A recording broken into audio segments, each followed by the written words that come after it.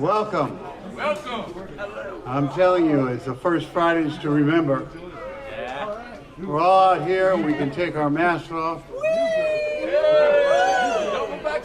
And we got a new circus that did a opening at Fagazzi, so we're going to have Fagazzi Hall with an amazing native circus. And it's pride, we're alive with pride, right? I'm Dan Macchiarini's Macchiarini Creative Design. You're out in front of the oldest ongoing metal arts production studio and gallery for modernist design in metal art in the United States. Yeah. Respect. My father opened the store in the fall of 1948. We're in our 73rd year. Wow. Feel free to drift inside like people have already and check out the artwork in the gallery. And you can actually go in there now also without a mask on if you want to. All right. What we have here in front of us, I just want to introduce it before we have the wonderful lineup of poets and literary people to read tonight, is The Torch. The Torch. Okay. The torch that was invented 2 or 3 years ago was set up and run from Oakland into San Francisco to light the pink triangle on Twin Peaks. And it was we cast it with the North Beach artist Josh Zukov, and we created this with his crew. And so it is on loan and display here for us for the month of June this year. So we're going to put it in the window, but we wanted to give you all the preview of the lighting of the torch. Thank you.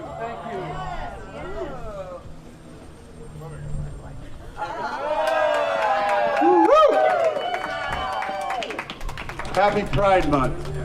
Welcome, Jessica. It's pretty good. Good evening, everybody. Thank you very much for coming to North Beach First Friday. It's a little bit windy, but this whole spring has been a little bit windy. Yes, it has. We're even losing some of the bouquets from the beautiful maypoles that we made for last First Friday. So surely we will repair them sometime soon. There's a great lineup tonight, so I hope you all enjoy it. I'm going to start out with a poem called Road Trip to Joshua Tree. We drive out of San Francisco on a foggy, hungover morning, leaving the sinking Millennium Tower and the erecting Salesforce behind for the warmth of desert sun and seasonal sunflower bloom. We don't stop till Bakersfield, the birthplace of Buck Owens, Merle Haggard, Dwight Yoakam, smoke-filled honky-tonk sounds from Okie Dust Bowl descendants. Mama tried to raise me better. There's a dusty man at the bottom of the exit ramp, panhandling.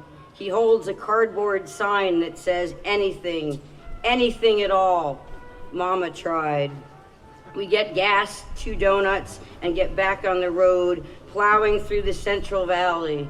Asparagus, apricot, alfalfa, arugula, big lots of figs and nuts. That's why the fruit fell.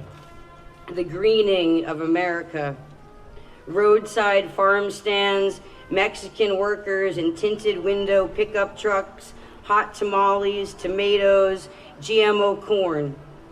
There are too many American flags and campaign signs for Trump on tin roof shacks on the side of the highway, and a statue of a dinosaur by the tin roof shacks on the side of the highway. The greening of America, Mama tried. We cruise through the national park. Straight away, when we get there, only a few red blooming cactuses, some buttercups. It's windy. The dead Joshua trees are skeletons on the ground. Mama tried. There are 2 black caterpillars and a butterfly. I eat a bologna sandwich and get scolded for walking off on my own. We'd had our fill of nature, went to the hotel, surrounded by an asphalt parking lot and a pool that overlooked the asphalt parking lot. We drink wine in rickety lawn chairs, watch a mourning dove and her baby on a wire. He was sitting in the shade, I was blinded by the light. The born-again hall next door has a picture of Jesus that says, Jesus saves. We go into town where a man on a wall drinks a bottle in a bag, asking for money for another. You got a quarter toward a drink? Then he asks my friend, you Indian, ain't you? Aren't we all? Who do you run into in the desert? Flies buzz around his head. We get back in the car and follow signs for a yard sale down a washboard road. More tin roof shacks. Keep following the signs. Turn right, Jesus saves. Turn left, Jesus saves. Turn right, turn left, Jesus saves. Real garage stuff. Kids' bikes, cast iron pots and pans, rusty watches, a red wheelbarrow I can depend on. Later he will tell me your dwarfed feminine domestic skills are ridiculous. On the way out the next day, there's a dead coyote on the side of the road. More flies, more tin roof shacks. Jesus saves. We stop in San Miguel for the night. The only restaurant is a Mexican joint, closed at 8. Life outside the big city. I get drunk in the hotel parking lot full of migrant workers and talk on my cell phone. Connor, the antique dealer, is dead. Jack Mueller is dying. I invited you on this road trip to see if I wanted you to be my girlfriend. You flunked. I thought that in the morning you would wake up wearing a pink floral dress and making me coffee and massaging my feet. We need to eat fried chicken, but we go to the old mission to smell the red roses by the old wine press and notice the anti-abortion sign in the bushes. Jesus saves, Mama tried. I'll take anything, anything at all.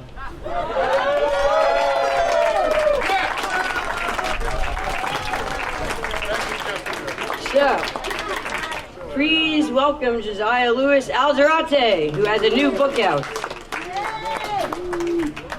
What's up, familia?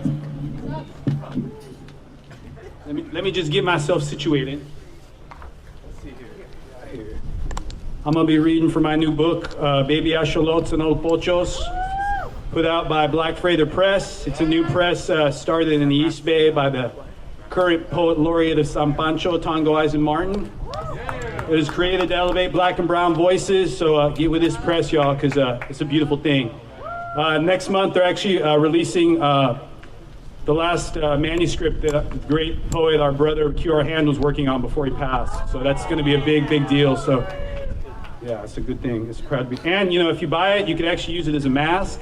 You got a little mask going on here. See, you do a little thing. Yeah, man. Yeah. Oh, Jack. Hello, my man. All right. Since we're in San Francisco, since we're in San Pancho, I'm gonna do some San Pancho memories. A little San Pancho memories.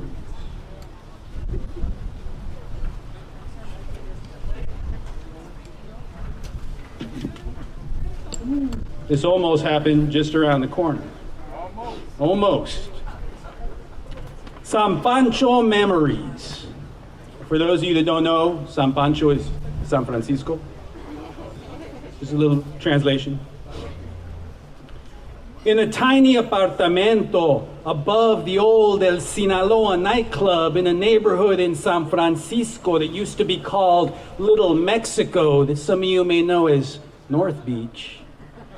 Mi mamá and mi tía Lucha, also known as La Norteñita, knew exactly what they were doing when they broke in English the rent check on the first of every month.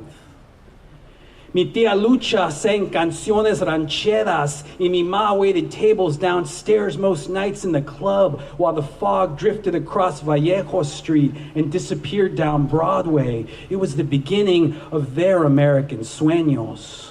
And now I remember mi ma in a 70s stucco duplex, black waitress apron hanging over the doorknob of the bedroom closet. She was downstairs hanging the Christmas decorations upside down and backwards so that Noel said Leon.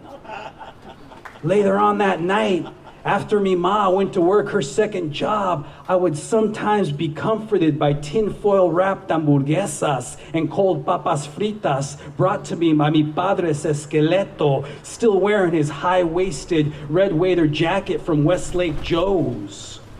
His bones always stayed with me whenever his brown skin went off to score some coke or make a last-minute bet on a horse named Doonesbury. His bones illuminated in the dark by the gray-azul glow of the TV as he laughed to reruns of Sanford and Son with me. Now you're talking. Second San Pancho memory.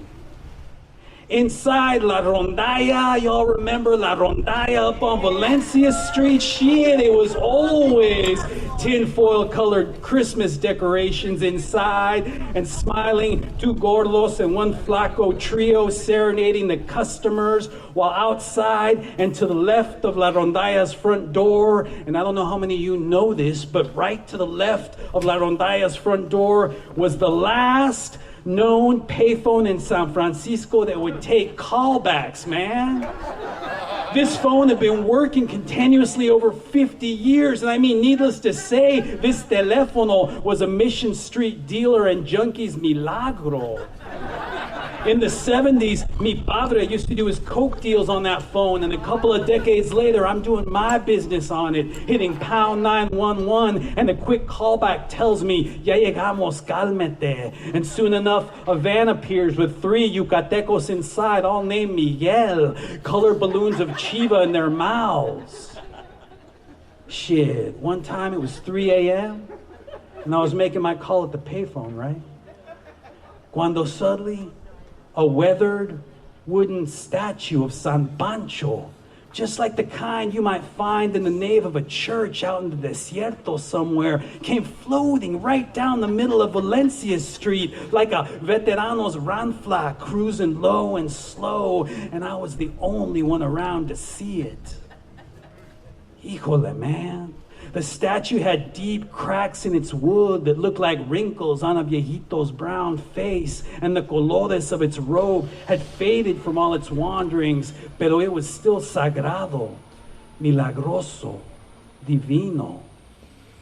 I hung up that phone and I lowered my eyes as that San Pancho Santo floated past me, drifting past places on Valencia Street that are not there anymore.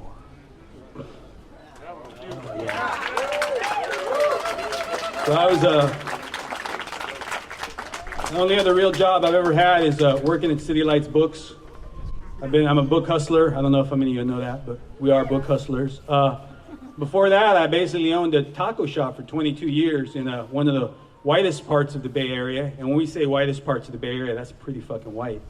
It was in a place called Marin County, Fairfax. And yeah, you know, 21 years, rice and beans for the population there. But and I know we have a majority of white audience here, but I could be truthful, right? Some of y'all people ask the stupidest questions of brown folks when they're eating food. You know, good intentions. So for me, what I ended up doing in the 21 years that I own this place, whenever a white person would ask me a stupid question, like what part of Mexico is Antonio Banderas from, or can I eat these sugar skulls on the ofrenda, or, you know, you don't look very Latino. I wouldn't get mad. I'd just go outside. I had a big piece of plywood on the front of my door, and I'd write a line of poetry. And at the end of 22 years, I had this poem. It's called Symbol for My Culture. On this side of the border, under this quinto sol, during these modern times, man, I want to be a symbol for my culture. I want to wrap myself up in a colorful poncho, tilt an oversized sombrero over my eyes, lean up against the nearest prawn cactus I see, and I want to take an afternoon cultural siesta the fuck away from all you white people, man. I want to be a symbol for my culture. I want to round up all the talking chihuahuas out there in TV land, take them back to my place and feed them helping after helping of Taco Bell. I want to take care of your kids and secretly teach them Spanglish swear words. I want to give away the endings to all the telenovelas, man. I want to be a symbol for my culture. I want to wear mi Zapatista ski cap, Che Guevara t-shirt, and Nacho Libre wrestling mask all at the same time. I want to continue to appear in sitcoms as the Latino whose thing is to always walk away mumbling Spanish gibberish to the delight of the all-white laugh track, man. I want to start a Frida Kahlo unibrow trend right over there in Marin County so that all them San Anselmo yoga moms going into their green beauty salons for their weekly Brazilian $75 bikini wax will instead come out with their eyebrows patched, baby. Man, I want to be a symbol for my culture. And at this point in the poem, I would like to personally thank Al Pacino's Puerto Rican and Cuban accents for all they have done for us. Gracias. I want to finally see the remake of Home Alone starring Elian Gonzalez shot entirely on location in Cuba. I want to continue to flatten down our hand-me-down language so that it's easier for everyone else around here to pronounce places like Tiburon, Point Reyes, Corte Madera. I want to put a stop to the rumors that in the 90s, narcotraficantes were smuggling dope into America inside of J-Lo's butt right under our noses. I want to be a symbol for my culture, man. I want to be the Mexicano who breaks open the Donald Trump piñata just to prove his point about Mexicanos being violent and dangerous. I want to be the sugar skull with Alex Nieto's name on it.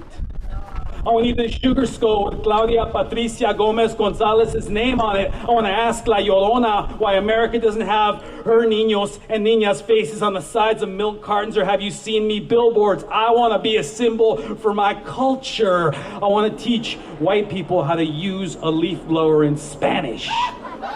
I want to be a dollar bill on a Tigres del Norte CD cover. I want to be that coyote that people hire to take them back to their childhood. I want you to confuse me with a Carlos Santana song just one more time, baby.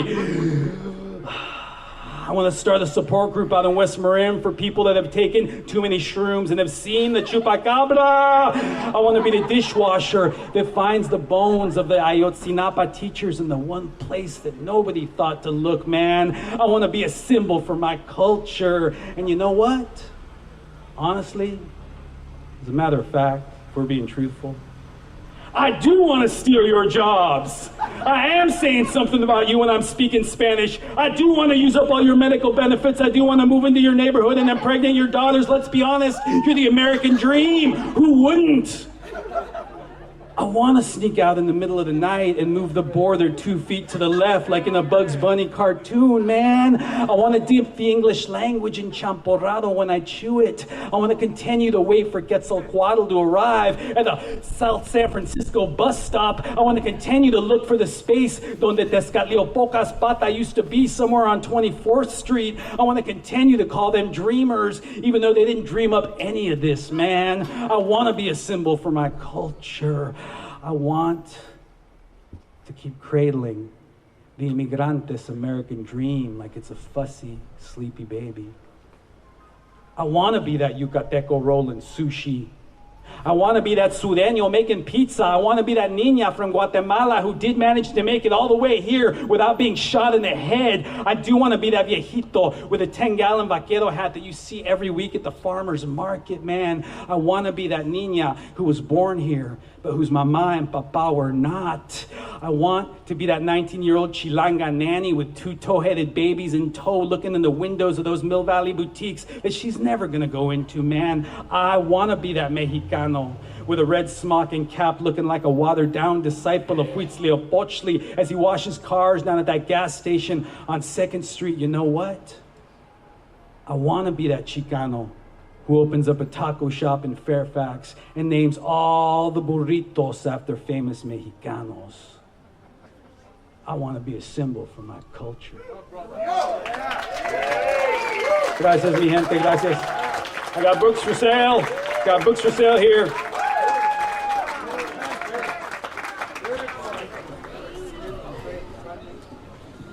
Once again, Josiah Luis Alderate. And next, please welcome Charles Curtis Blackwell.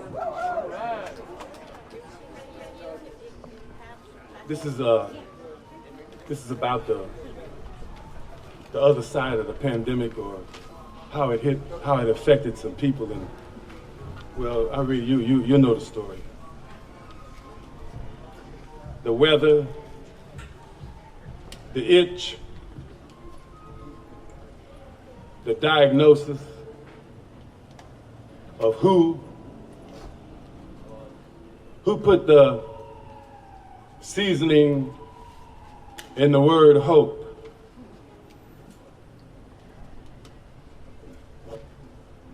So desperately needed, in need of.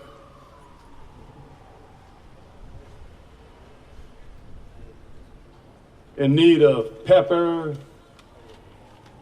sage, basil, seasoning, salt.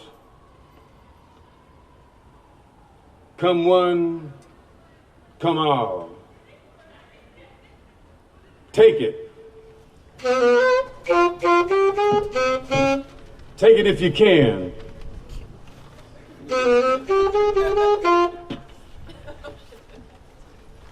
Hold on.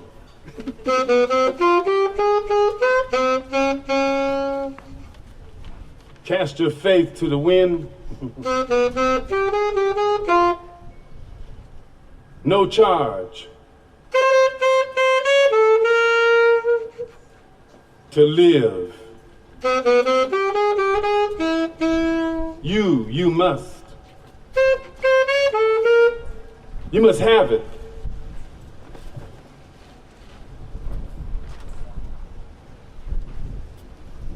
Not to sound like a used car salesman, but despair and desperation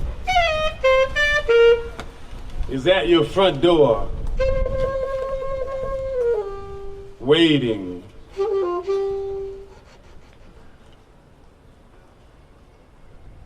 Dirt is. Water is. Seeds are.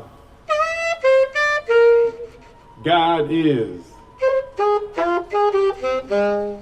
Exuberation and exaltation. Build on it. Build into it. Hope.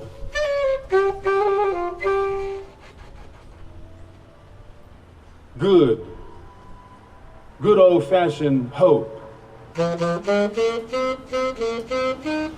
And be of good cheer. And cling to hope.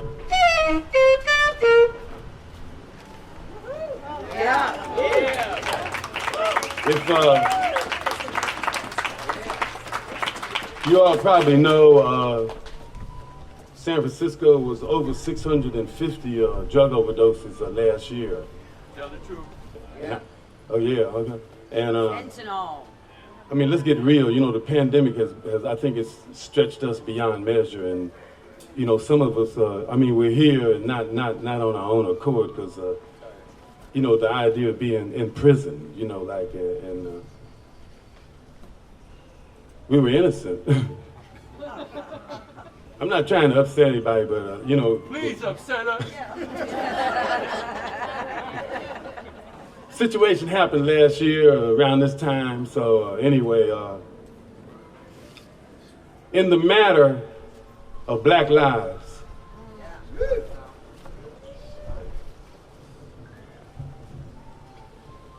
the blood is spilled.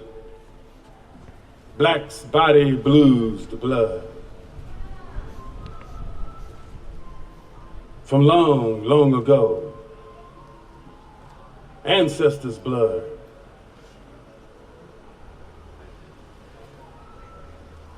which carries a stench crying justice. And how just is this mud? See the hands which shed this blood. See how they shake and tremble. These hands, they wear a mask to cover up their shame, only to expose their guilt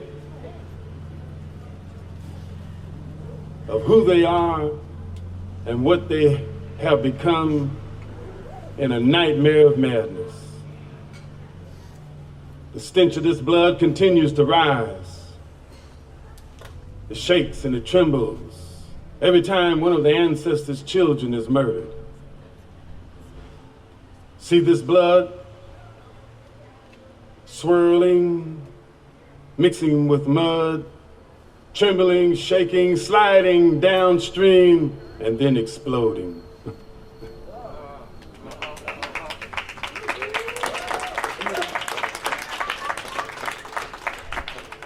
Hey, get a horn player, son. Where he at? Is he still here? I'm right here, baby.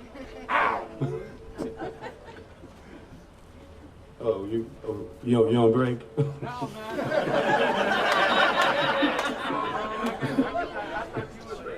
Okay, here we go. My fear of the third rail in the month of January. You hear me okay? Yeah. My fear of the third rail in the month of January. Moonlight kisses, lonely cry, and battle-beaten clouds of I am your brother, she tells his wind-soaked ear. I am your mother, she speaks to him intently. I am your sister, she pushes against his spirit. You must not die.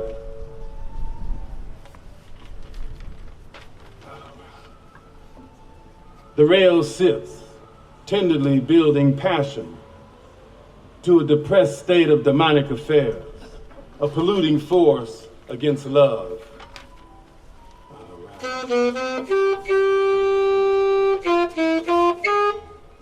Let me be your friend. She speaks to his soul. Let me come in. She pounds against his spirit.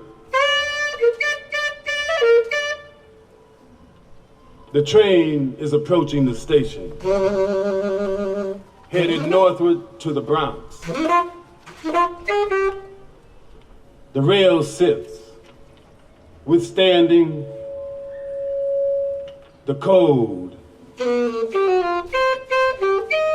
running past the woo and the hum, feeling less, with no thought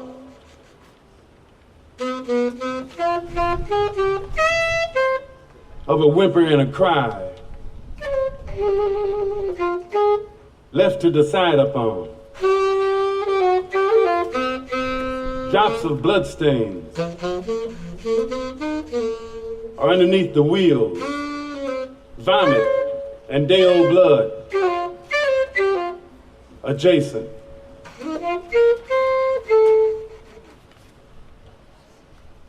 Murders have occurred here atop the platform.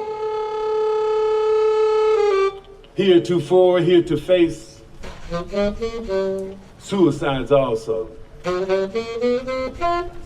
Life and death crossing in exile.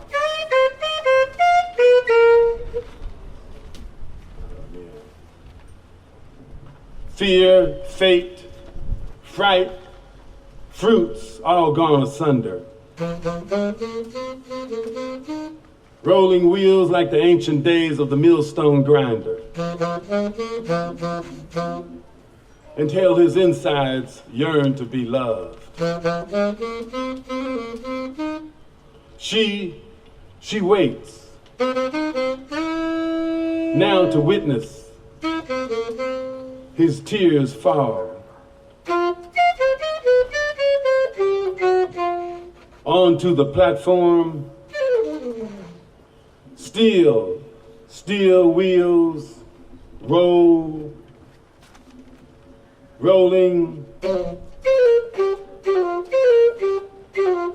nearing the station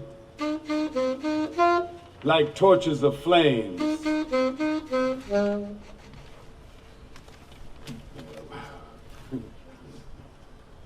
Touching and engulfing emotions.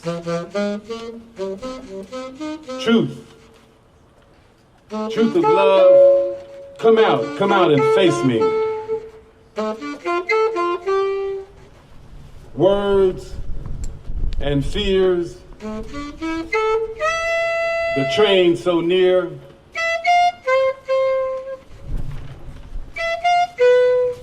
Mildew, falling, like sawdust dipped in Tabasco sauce. Snow falls, humidity dripping.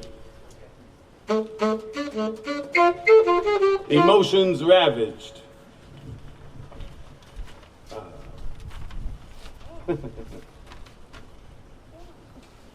I am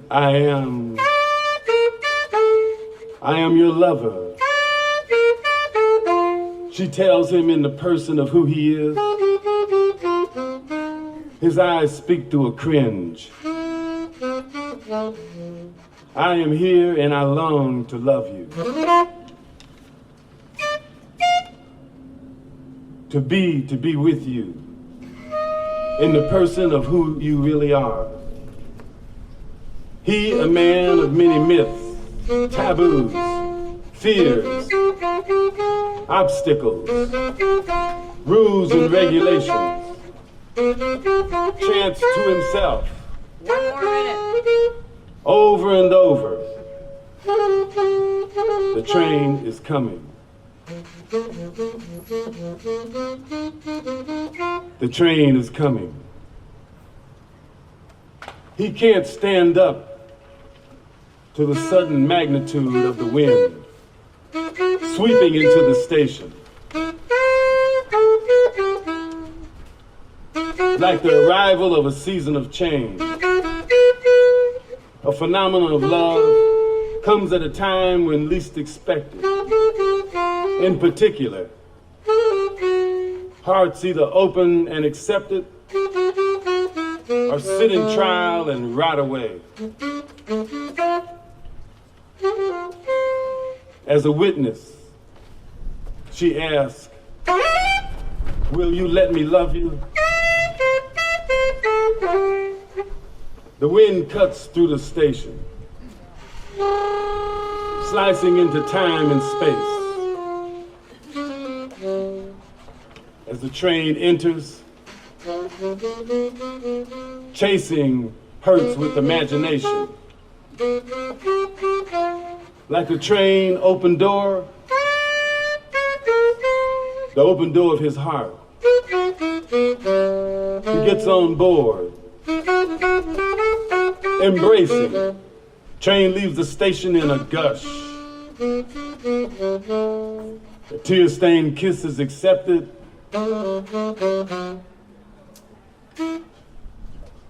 Fear of the third rail. My fear of love.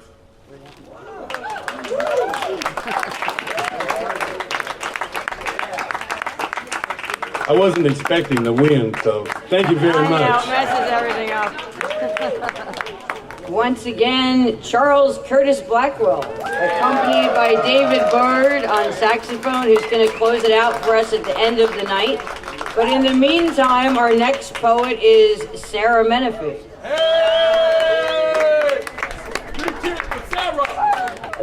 Let's hope this wind is blowing all the old shit out of here. That's right, man. And blowing some new. Blow. Otherwise, oh my God. Blow. Yeah. So, this is about some of the spirits that we still see in these streets. I wrote this 3 years ago,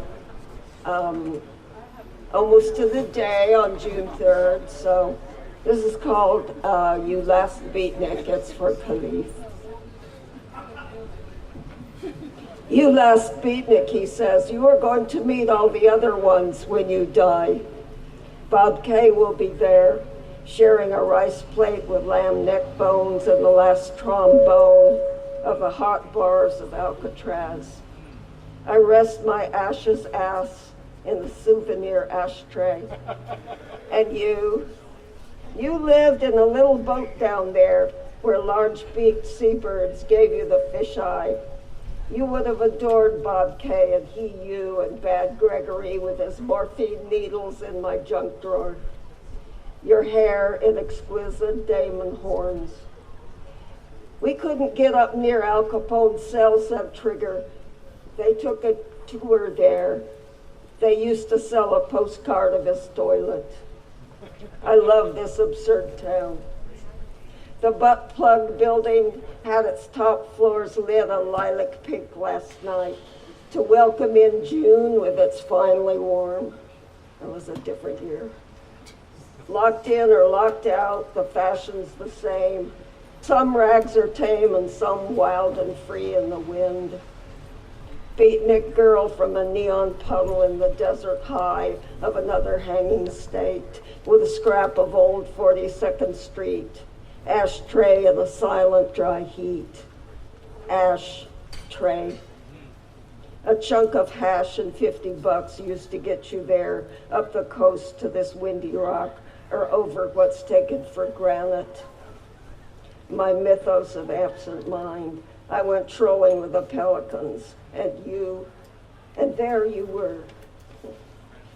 Gregory chips every 86 out of the pavement with his angelic chisel.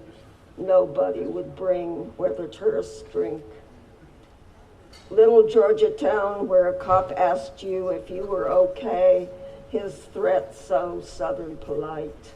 The red clay is human flesh we have to taste awake. Bob Kay's Oregon Negro crucifixion and Crispus attics again.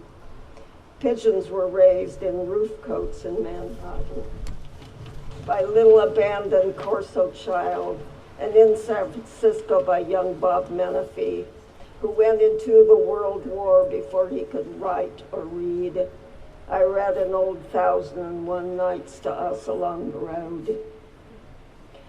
The many-eyed god and his consort enjoy a good soap opera. They can watch 7 billion at once, just on this one planetary channel. My God. There's no end to life, said Shelley and Gregory, with his fear and awe of death. Women are better at death, he said to me. I dreamed he was a bee, the baskets on his legs full of golden pollen across the gilded sun. And Bob Kay had been made the Pope, and crowds filled the streets. And here you are, poet now, where a rare black sun sings its ultimate tune. Poet, you. Yeah, baby. The wind wants it, yeah. So I'm going to read a few more short ones to wrap this up from my little book. Just brought out, titled Fog. Yeah. Take your time, but don't hurt them. What? Okay. This is for this plague year for all dear souls this cold, windy spring. I won't do titles, I'll just go through a few. For everything I broke, something I care for, someone breaks, and nothing must I say of it. Broken, broke, and laughing at the topping up. I went down a little city cul-de-sac to sit on a concrete sill to write a poem. Came a young woman laughing down and dropped her pants to pee. Close to me, the tinkle of reality.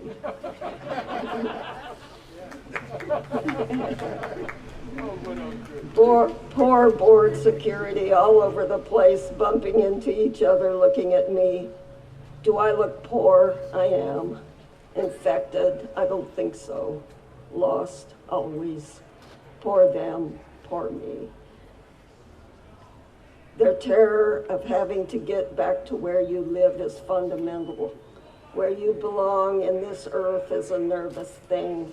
Hang a picture that's a portal to an unknown shade of violet longing. You put yourself in it in certain ways, then what was done is done by story time. What a consistent dream, waking up in apparently the same place, taking the same bus downtown. I saw you, Maynard, on my night rounds. Okay, let's...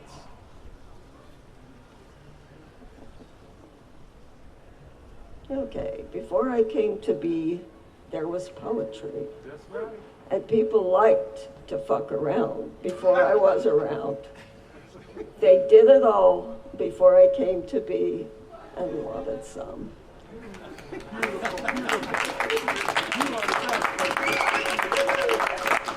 Thank you very much, Sarah Menifee. And our next poet, the final poet of the evening before we get blown out by some groovy saxophone, is Jack Hirschman.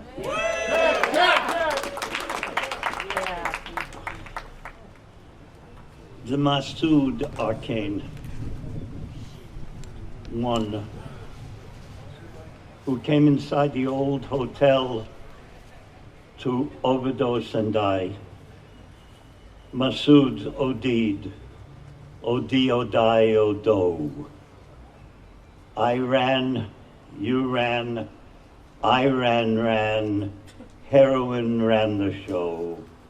O-D, O-Die, O-Do-Do. The horse ran the show. Morning cardboard on the sidewalk where he'd squat under windows of City Lights bookstore. O-D, O-Die, O-Do. A lone brown penny and one dumb dime are all there is in his upside down cap. O-D, O-Die, O-Do-Do in the rotten sunshine. And in Tehran, a wall bangs its bricks against a head full of dreams of American gold. O-D, O-Die, O-Do. Catching a death of death in the winter cold, he sees his shadow crying for a warm fix instead of all the nixes. But no matter what, L-O-V-E is lithe as her ankle put a whole buck in. O-D, O-Die, O-Do. Espresso smell suddenly has his nose, and two strolling lesbians, as above and so below, are giggling over him. O-D, O-Die, O-Do-Do. Two. In his eyes hanging like bats out of hell, Masood's all smitten, wants to get bitten. O-D, O-Die, O-Do. Deaf in Italy, he wants to practice a bit of copography. Show what a murdering cop city should eat. An eye for an eye. So he flings some dog shit at the ticketing cop, and song returns to him, and he knows that even in a world of narcs, bonsoir de schmetz, for what it's worth, a pig in a bed. A needle and sty, both ways are why, and why begins you, Masood, Masood. You're done with zoos, literally and clitorally. This poem is, was, and will be for all your vanities on the street that's blue. The second one I read is called the Nakba Arcane. 1. The inmates have responded. The Holocaustic concentration camp victims in Gaza refused to accept the 6 evictions from Palestinian homes in the Sheikh Jarrah zone of East Jerusalem, and the storming of the Aqsa Mosque, which occurred because the fascist ex-president of the United States, that dumpster Trump, declared Jerusalem as the capital of Israel to the total exclusion of the Palestinian people.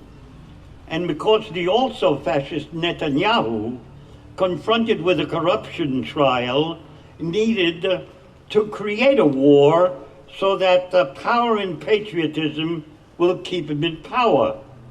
But Palestinians had enough this time.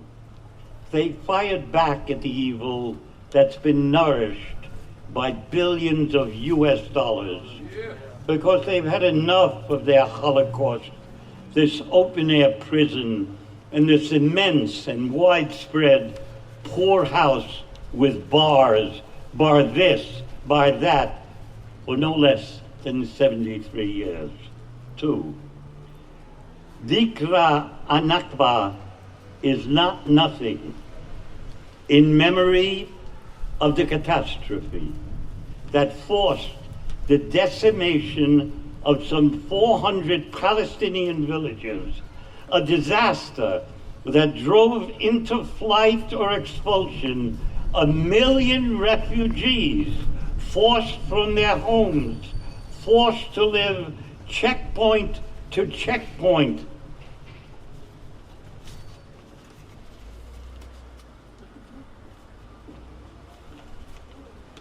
Little girls with fathers in cars having to wait hours in burning suns just to get home and see the sign of another restriction, another law against Palestinian people. And to the cry of no annexation, deaf eyes.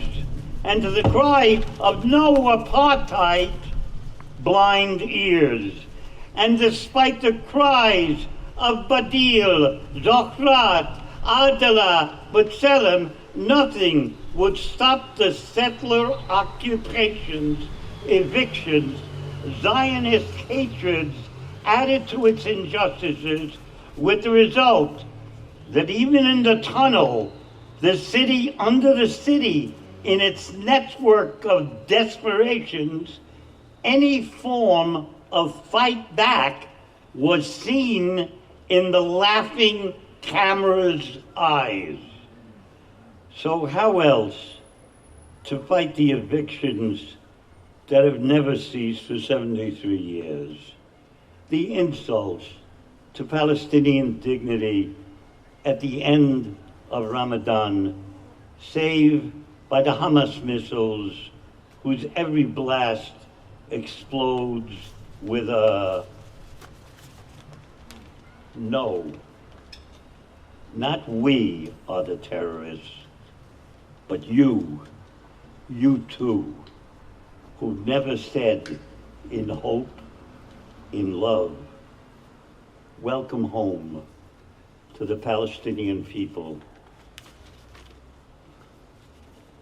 who are refused return to their very land by a people who, in an irony that turns to coldest steel, insist that it was theirs in the beginning.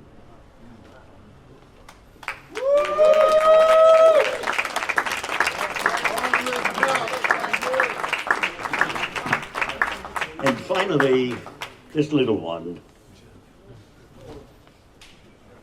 It's called Better A. Better and the letter A. Walking along, we passed a squab of sparrows, blackbirds, and pigeons at a couple of chunks of bread. One looked at me and said, "Better bread than dead." I winked.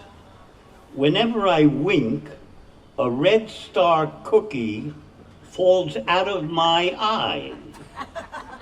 They were at it in a flash. One looked at me and mashed, "Better a red star cookie than from Revolution playing hooky."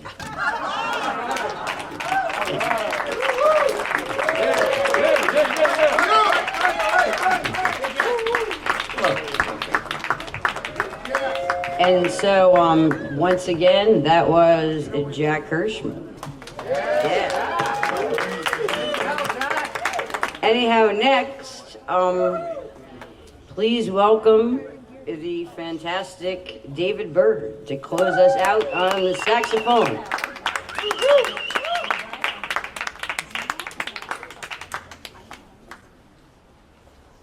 It's such a pleasure to play for the poet. We're really happy. Real stuff.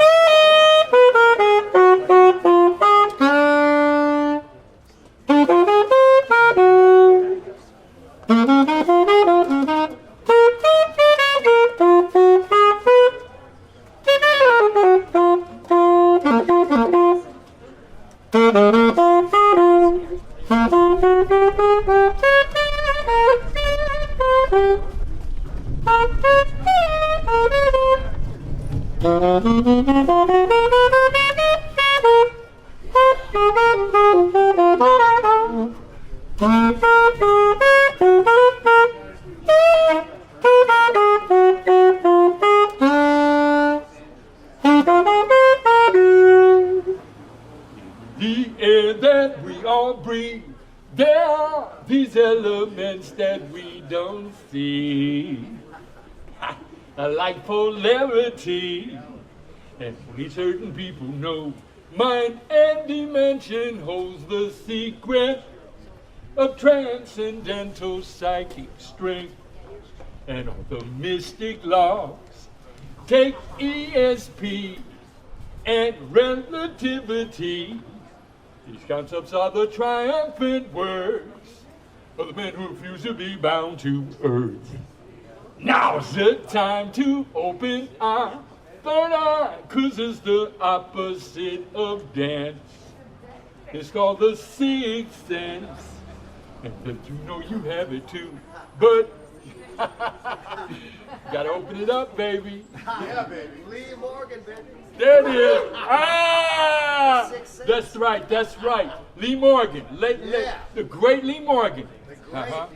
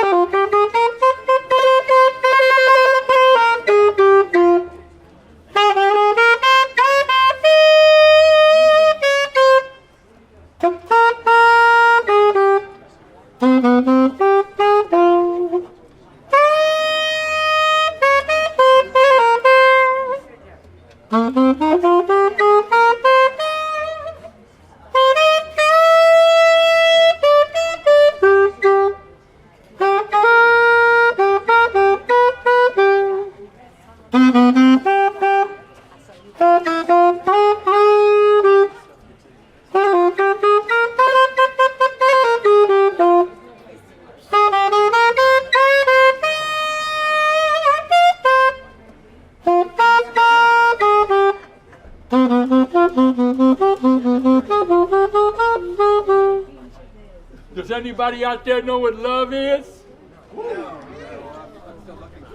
don't know what love is until you learn the meaning of the blues.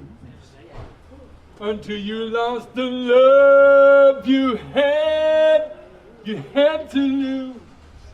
You don't know what love is. You don't know how hearts burn until you kissed and had to pay the cost. Until you flipped your little heart, you have lost. You don't know what love is. Do you know how a lost heart feels at the thought of reminiscing, or how lips that taste of tears lose all type of taste for kissing? Baby, you don't know how hearts burn for love that cannot live yet never die. Until you see the dawn with sleepless eyes, you don't know. Beep beep bum somebody I do bum whoa. What love is.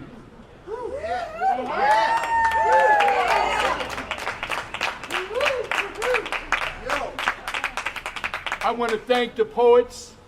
Thank you for this opportunity to stand in your presence. Thank you. All right. David Bird.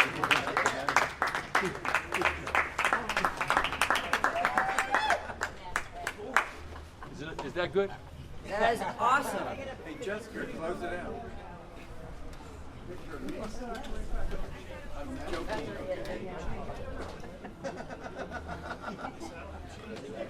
Well, thank you very much, everyone, for coming.